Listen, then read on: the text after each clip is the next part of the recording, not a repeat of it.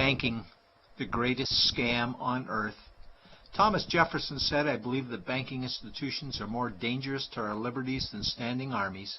If the American people ever allow private banks to control the issue of their currency, the banks will deprive the people of all property until their children wake up homeless on the continent their fathers conquered."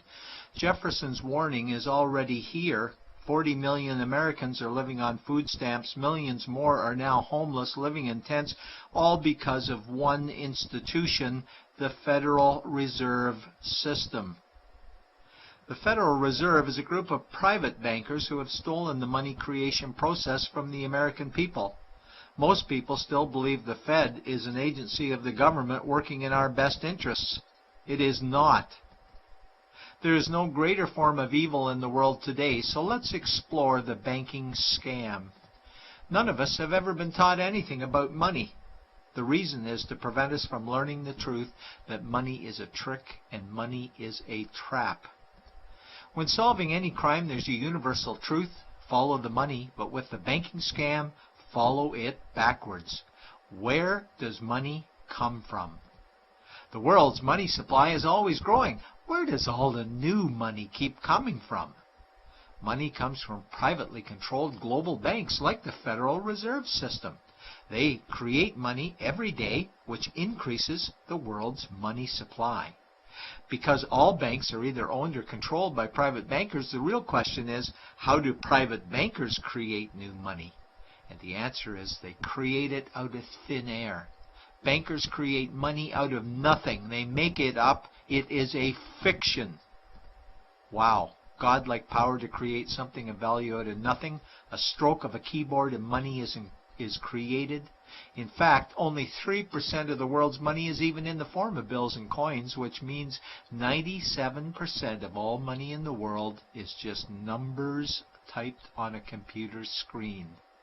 This is part one of the banking scam. Money is created out of nothing. The second part of the scam is this phony money is issued as debt. What is debt exactly? Well, when you consider we work our whole lives to pay it off, you could say debt is slavery. But whose debt is this phony money? It's our debt, all of it. It's our debt when we use credit cards, we get student loans, borrow money for mortgages, all bank borrowing. And it's our debt again when the government borrows, which is each and every day. In today's world, money is debt and debt is money, and don't forget the interest charges. Money equals debt and debt equals slavery, therefore money equals slavery. Our monetary system is a carefully concealed system of slavery. Why? Because our government can create the same money for free with no interest charges, just like they used to, as the Founding Fathers designed it inside the United States Constitution for our protection against private bankers. The third part of the banking scam is very evil. When bankers create money from nothing and issue it as debt, they only create the principal portion of the debt.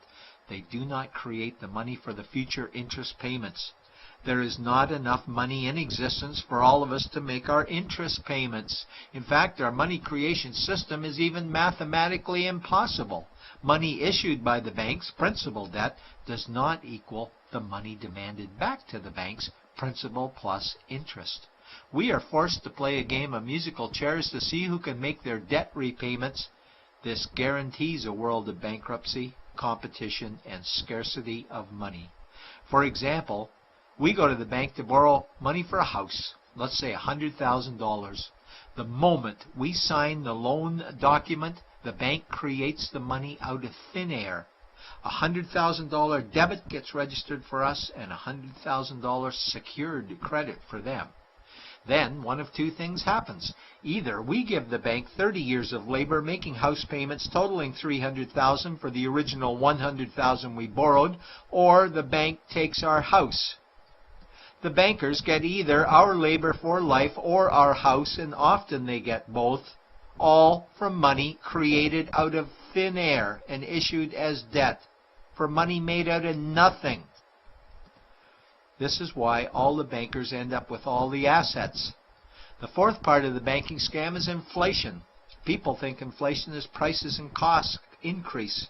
A better answer might be the value of our money always goes down. Inflation is created every time the central banks print money, which is every day. Where does all this new money get its value?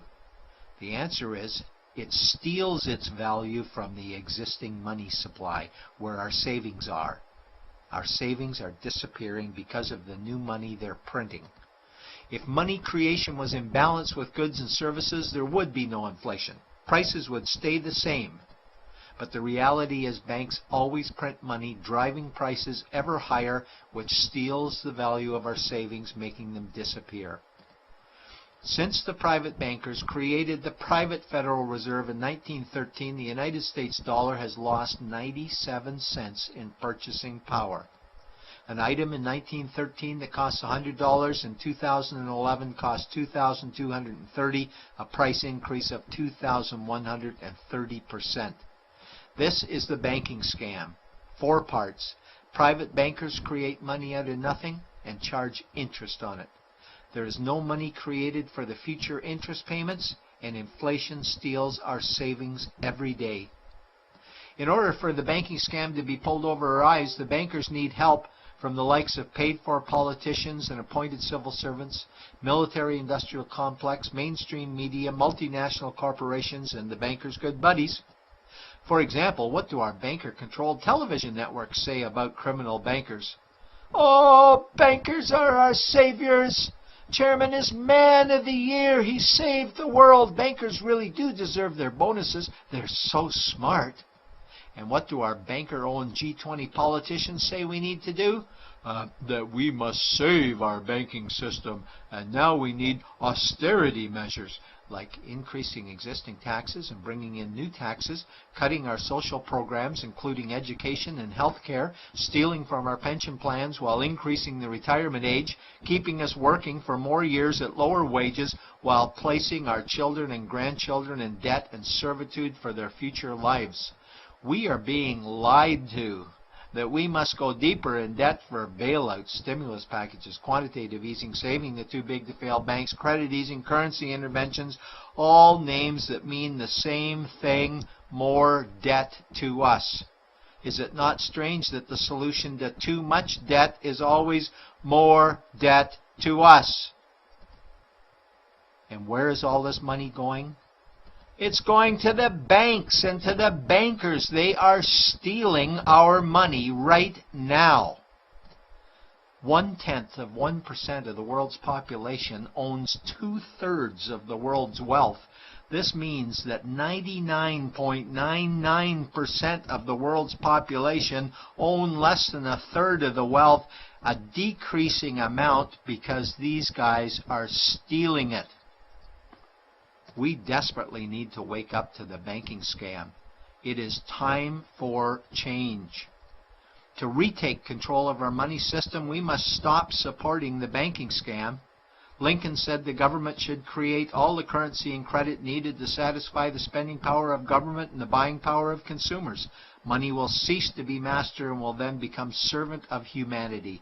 And Jefferson said the issuing power of money should be taken from the banks and restored to the people to whom it properly belongs. It's a pyramid scheme.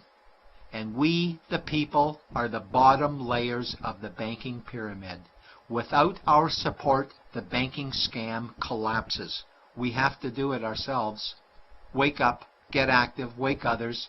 Remove our money from the bank. Buy gold and silver coins.